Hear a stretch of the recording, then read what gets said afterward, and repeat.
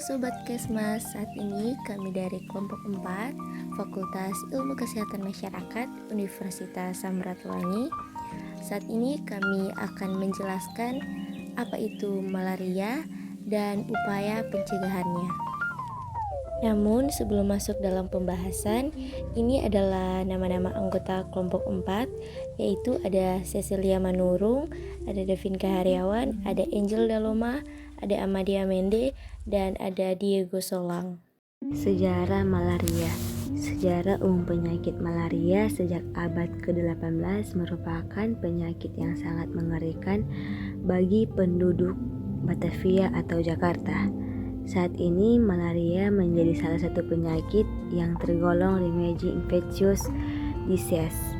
Dengan semakin maju dan lancarnya sarana transportasi yang berdampak pada meningkatnya mobilitas penduduk di dunia sehingga membantu penyebaran kasus-kasus malaria impor terutama di daerah yang non-endemik.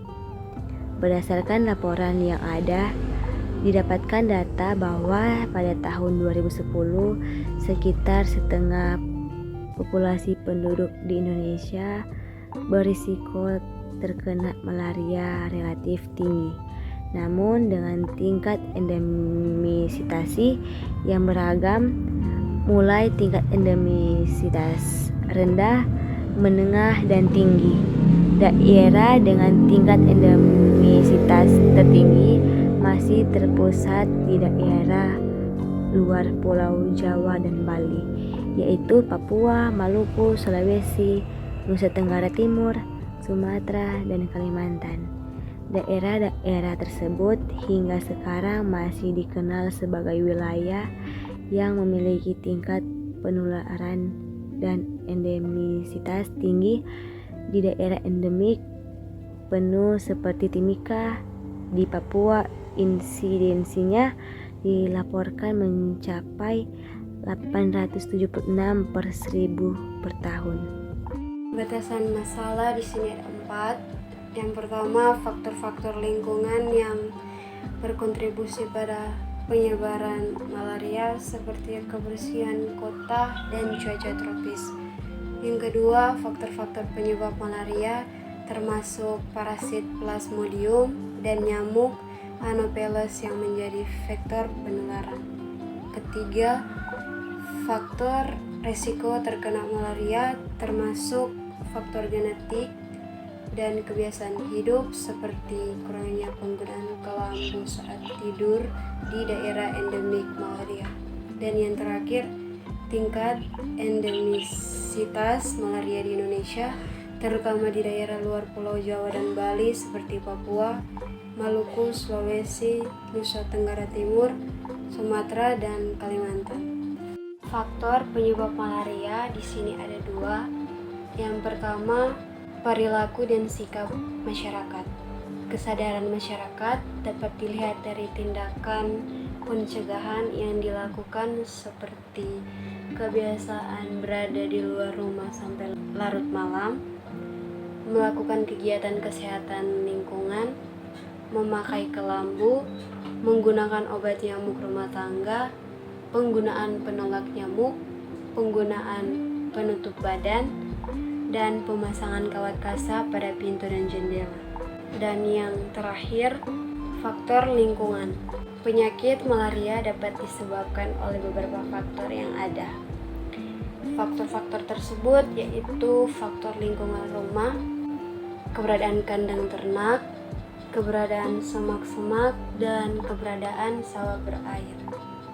Faktor lingkungan fisik rumah yaitu suhu, kelembaban, keberadaan kawat pada ventilasi, keberadaan langit-langit rumah, dan kerapatan dinding rumah.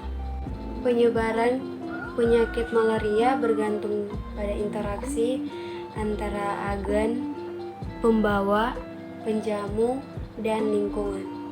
Lingkungan yang berperan dalam perkembangan bionomik nyamuk adalah lingkungan fisik dan lingkungan biologi. Salah satu cara untuk mencegah dan mengulangi malaria dengan cara meningkatkan sanitasi individu dan lingkungan. Dampak malaria terhadap kesehatan. 1. Anemia.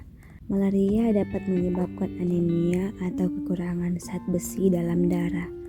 Anemia dapat menyebabkan lelah, lemas, pusing, dan sulit berkonsentrasi. Anemia dapat terjadi akibat kerusakan sel darah merah yang disebabkan oleh parasit Plasmodium. 2. Gangguan pada organ vital. Malaria yang tidak diobati dapat menyebabkan kerusakan pada organ vital seperti hati, paru-paru, ginjal, dan otak. Malaria dapat menyebabkan gejala seperti demam, sakit kepala, mual, dan muntah. 3. Gangguan pada kehamilan. Malaria pada ibu hamil dapat meningkatkan risiko kelahiran prematur, rendahnya berat badan melahir, dan bahkan kematian pada bayi. Infeksi malaria pada ibu hamil juga dapat menyebabkan anemia, preeklamsia, dan gangguan pada plasenta. Bayi yang lahir dari ibu yang terinfeksi malaria juga dapat terinfeksi dan mengalami komplikasi serius. Upaya pencegahan secara umum. Yang pertama, peningkatan pengetahuan dan kesadaran masyarakat tentang pencegahan dan pengobatan malaria melalui kampanye informasi, edukasi, dan komunikasi. Yang kedua, peningkatan akses dan pemerataan pelayanan kesehatan yang memadai dan terjangkau bagi masyarakat yang membutuhkan. Yang ketiga, pengembangan vaksin malaria yang efektif untuk mencegah infeksi malaria. Yang keempat, peningkatan pengawasan dan manajemen resistensi parasit terhadap obat-obatan anti malaria dan resistensi nyamuk vektor terhadap insektisida. Pencegahan secara operasional. Yang pertama, pengobatan malaria dengan obat-obatan anti malaria yang tepat dan sesuai dengan jenis parasit yang menyebabkan penyakit ini. Yang kedua, penggunaan insektisida untuk mengendalikan populasi nyamuk vektor dengan melindungi diri dari gigitan nyamuk atau mengurangi jumlah nyamuk yang ada. Yang ketiga, penggunaan kelambu berinsektisida untuk melindungi tidur. Dan yang keempat, pengendalian vektor dengan mengurangi tempat berkembangbiakan nyamuk seperti genangan air dan memperbaiki kondisi drainase di lingkungan. Kesimpulan dan saran. Malaria adalah penyakit yang disebabkan oleh parasit Plasmodium yang ditularkan melalui gigitan nyamuk Anopheles betina yang terinfeksi. Terdapat 5 jenis Plasmodium yang menyebabkan malaria, yaitu Plasmodium falciparum, Plasmodium vivax, Plasmodium ovale, Plasmodium malariae, dan Plasmodium convalescens.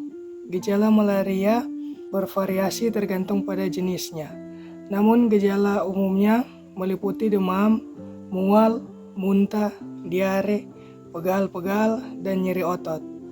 Faktor lingkungan seperti keberadaan tempat perindukan nyamuk malaria, suhu udara, kelembapan jenis tumbuhan air, dan faktor lingkungan sosial budaya berpengaruh besar pada penyebaran malaria, dan sarannya diperlukan tindakan pencegahan dan pengendalian malaria seperti penggunaan kelambu berinsektisida, penghindaran dari daerah endemis, dan menghindari terkena gigitan nyamuk pada malam hari.